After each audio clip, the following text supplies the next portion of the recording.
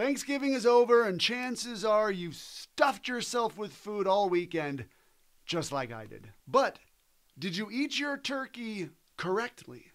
Oh yeah, there's a wrong way to eat turkey. Just like there's a wrong way to eat anxiety, and I'm going to tell you how in today's Message for Monday, a useful message for teens in 4 minutes or less.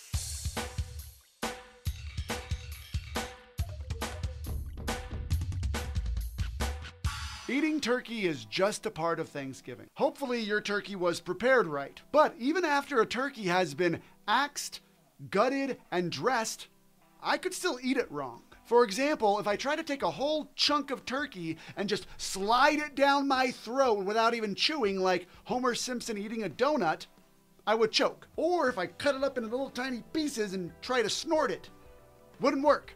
Don't recommend it. Because there is a best way to eat turkey.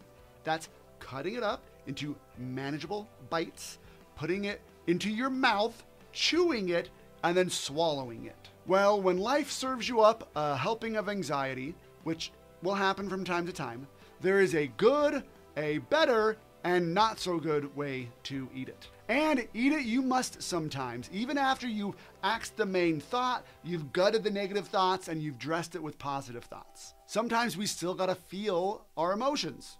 I call this processing emotions. Sometimes we don't process our emotions. We want to resist them as if that will help us avoid feeling them. But then life comes up to our table and force feeds us anxiety that wasn't even cut up, and we kind of choke on it. But we can avoid choking on our anxiety by following 2 simple steps. First, don't avoid, resist, or react to your anxiety. Avoiding looks like not starting our homework because we're stressed with school. Resisting looks like suppressing our emotions and forcing a smile when we're talking to somebody, even though we're like really overwhelmed. Reacting is taking actions that we don't want to take. Yelling at someone or being snarky or rude. Those are our natural responses to stress, anxiety, and overwhelm. And it often leads us to choke on the feeling.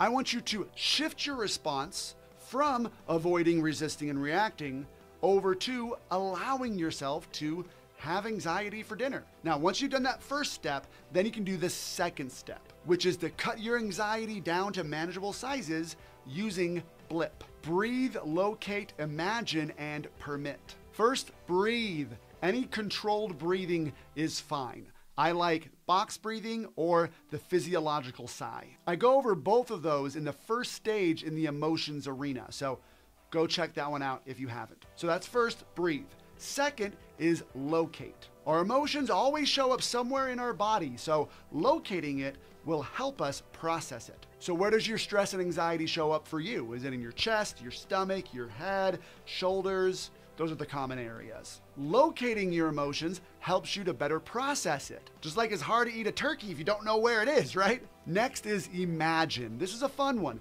Imagine what your anxiety, stress, or overwhelm might look like, right? It can be anything you want it to be. It can be a shape, 3D, 2D, 4D, if you can imagine that. Any color, texture. It can be a creature from your favorite anime show.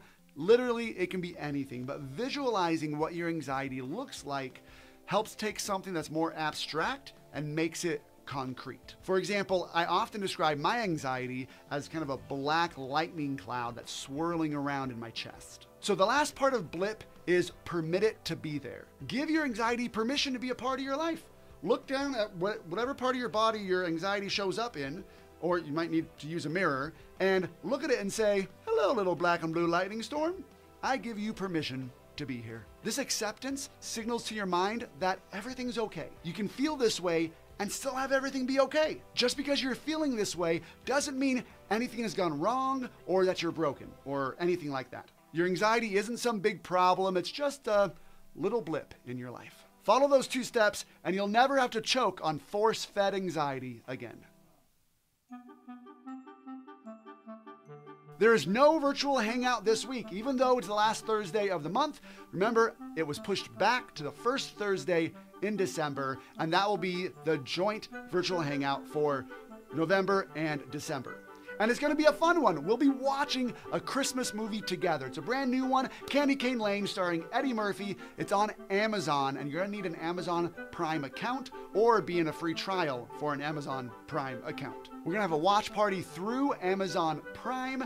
Show up wearing your Christmas pajamas and make your favorite Christmas treat. That's what me and my family will be doing. You can join with your family. It's going to be a lot of fun, and I hope to see you guys there. Bye!